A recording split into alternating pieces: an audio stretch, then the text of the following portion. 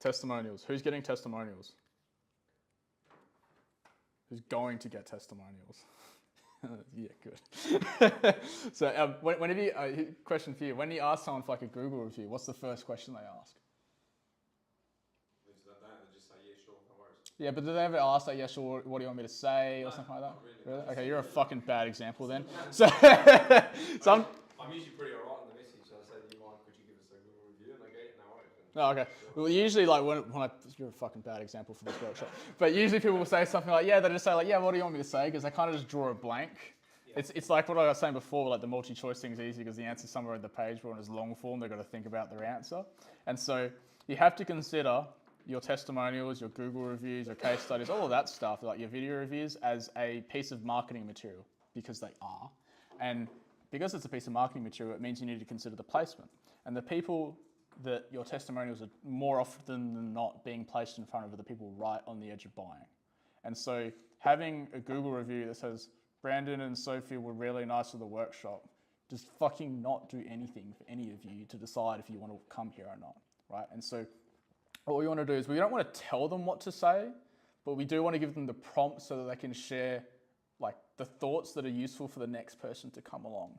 And so these are the prompts that you want to follow. So now you can do these in Google reviews, video testimonials, they do really, really well. I'll show you some examples of some edited ones in a moment.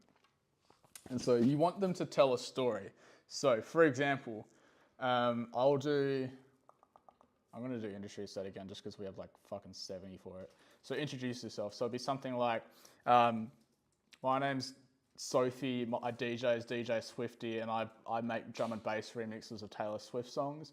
Previously, the problem that I had was, it was taking me like 6 months to finish a track, and I wasn't getting enough volume out, and I was just reliant on whenever she released a new album so I could remix the lyrics. The main hesitations I had before buying was like, I didn't know if they actually worked with drum and bass artists, and then I actually saw that one of their instructors was, and that's really what got me over the line in the end. What changed was it used to take me 6 months to finish a track, but now I get them done in like 6 hours. What I loved the most was the one-on-one attention that we actually got, because I went way faster than when I was at a school previously, and I was in a classroom of 30 with one teacher. And now I've got signed to Disciple, Circus, going on tour with Taylor Swift. And for me, personally and professionally, it just meant that my friends and family stopped laughing at me when I just wouldn't shut up about Taylor Swift.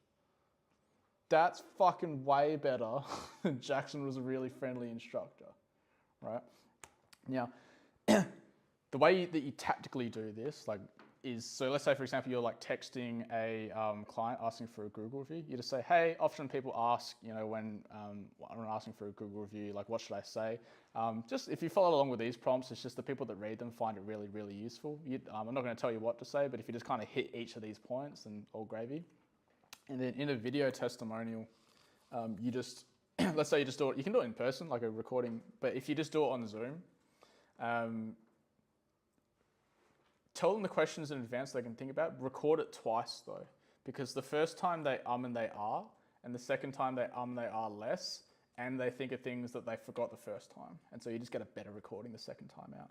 Like if I go to apply.industry cert, what was the one that fucking printed me money?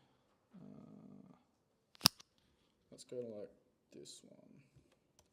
So we'll edit it so that the most compelling hook or statement that they said is up the front.